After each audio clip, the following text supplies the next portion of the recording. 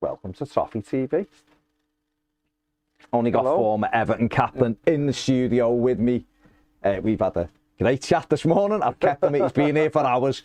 His missus will forget where, you know, that he lives at home because I've kept him here so long. But I just wanted to talk to you about Everton's situation at the moment. It's not great. We're getting...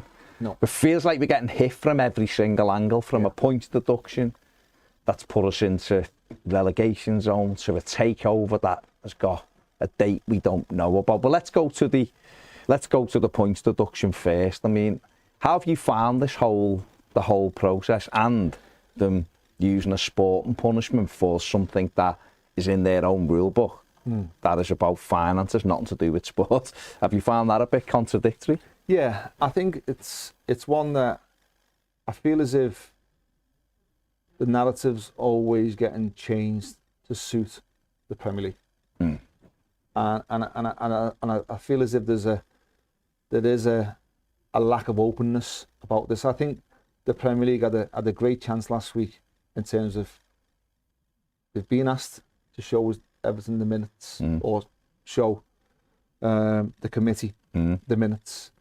And they've tried to hide behind their own ruling on this, whereas all it does is adds more fuel to the fire. Yeah. You know, what have you got to hide? You know, be open and honest. The Premier League talk about open, honest, fairness.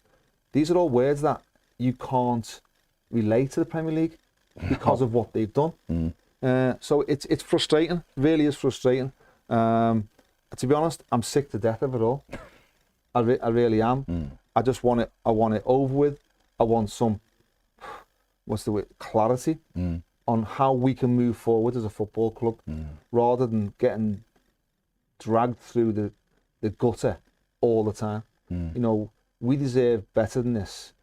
You know, Everton haven't helped themselves, and I must stress that. You know, but no matter, even though we've done that, we've still deserve not to be treated the way we have done. And I really want, I just want the club to be able to move forward now, and whatever the punishment is, let's just get it out, you know, so we can deal with it as a club. Yeah. You know, it does feel like we're in purgatory, doesn't it? Because 100%. You know, we had this rule, and you know they changed their own rules. They allowed Everton to use the stadium. You know, the stadium to me should never ever be equated to sporting advantage, because you're building something that is a community asset. It's creating jobs, whatever. And you need a stadium to play football in. As much as Goodison Park is fantastic, we do need a new stadium. And yet we entered into this process, and halfway through they changed their mind on whether we could use it, and you know whether interest went on it or whatever. When, for me, that should have been for the whole period. It was either a no at the start, no, you can't use it, or it was a yes for the duration. I don't know how you can. And they have said you could, and now they said you couldn't. That's it, because there's an independent regulator, it seems. And then we're hit with a sporting punishment, which I just think makes a mockery of the league when results are there and you start taking points and putting asterisks by teams. Then there's an appeal. I mean, why would it? In your opinion, should the points have been left with Everton until the outcome of the appeal? So, you know, the way they stripped Everton immediately, because that altered the playing. It does, the playing conditions for everybody. Where's the fact of innocence until proven guilty? So, realistically, Everton haven't been proved guilty yet. So, therefore, the points should still be there. And if they are guilty, okay, fair enough. Fine, show us your findings. How do you think you would have coped as a player with what's gone on? I know it's difficult because you have to you just get on with the job in front, but you've been a player and a manager. So how would you have coped with that? I think Sean Dyche has done a really good job in terms of, well, he's been the only one who has been pushed out to answer questions, even being honest. You know, but as players, you do have to try and put it to the back of your mind, because you can't affect the procedure, what's going on in terms of all this noise and background palaver, what's going on. You know, you have to go out there and get results, but you only have to listen to, I think, like James Tarkowski's interview last week, and he's referred to to what's going on. So obviously it is an issue. Yeah. You know, the players are playing for their Premier League survival. You know, their futures. Yeah. You know, and how we're still talking about this now, mid-season, well, coming towards the end of the season, and not being resolved. You know, this is a matter of urgency, and we're still hanging. The Premier League have still got you hanging by your coattails in terms of a decision. Oh, it could be Wednesday, or it could be Friday. You know, this is real. Yeah. This is people's lives they're playing about with here. You know, and this is, you know, for me, you know, irrespective of what happens in this outcome, he should walk. Oh God, absolutely. He should walk. Can I ask you about? Do you think, as a player, though, the pressure would have been different? So if you're in, you know, you're Everton's captain. So if you're going out leading the lads out, and 1 minute you're on 29 points and looking at Europe, and the next minute you're in the bottom three, that must alter the playing conditions you're playing under in terms of pressure. And also, if you're Luton and we're miles away from Everton, then all of a sudden you're above Everton. That alters the way they play, doesn't it? So it has a psychological effect. It's got to, hasn't it, surely? It has, because, you know, as a players, you are ultimately, you go out and play, but you are trying to get to that mark. You know, as Everton players, we're thinking at the beginning of the season, you want to get to that 40 points. Yeah. That's the, you know, the target. And whereas, you know, Everton, with, you know, from Christmas time, realistically on 29, 28, 29, you know, and you're only 3 wins realistically, because I think 38 now. Yeah, I think, you know, is more than 40. Yeah, it is. Yeah, you know, so therefore you've got that buffer. Whereas now, instead of looking ahead of you, you're looking behind you straight away, and even more so now with them points taken off. You know, so you're going from week to week thinking, who have they got next week? Because if they win, then that could take us above us. If we lose, you know, so that's where the players will think. Yeah. They might say they won't, but they will. They will. Yeah. You know, there's no doubt about that. And you've seen the upturn that Luton have had since them points Exactly. taken. All of a sudden they're winning games. They looked dead and buried, and now you're going, Luton, you know, I mean, they had a home banker on Saturday, and it shows the pressure they end up losing it. But, and then obviously we've got all that, and then you think it's not even. I think the other thing that's really been twisting the knife is this isn't even the end of it, because there's another one lurking. I mean, how do you feel about Everton have been, regardless of what the outcome is right now, but we've been referred again for something that we're already previously being punished for? Exactly. That to me, I can't. That's one of the things I can't get my head around. Yeah, you've got a 3-year cycle, but if you punish us, you're still using 2 of those years against it. I mean, this is what makes you understand and all, is that the rules are not fit for purpose. No, not at all. You know, and we're only just getting towards the stage now. But what are the rules that are potentially they're implementing? Who's that suiting? And I think we all know the answers to that. Of course, You know, it's going to be the big 6, whatever this big 6 is. You know, is it a big 6 in terms of financial clout? Is it big 6 in terms of crowd? Size of your crowd, size of your club? You know, what is this big 6?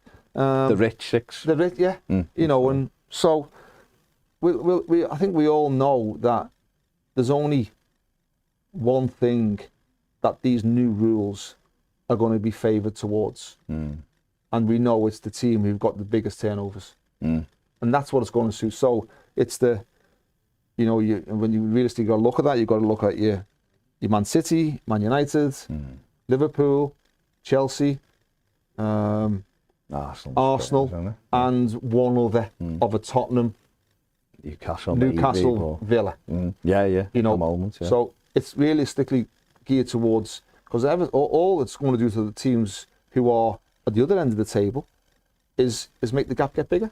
Well, even you know, is that a fairness way to do it? You're saying it now, but even I've heard Newcastle manager saying they're going to have to sell Isaac. I've heard Emery saying he might have to sell Ollie Watkins in the summer, and their teams who are trying to get in, and all of a sudden you've got to lose your best asset just to stick in line with these rules that, like you just said, aren't fit for purpose.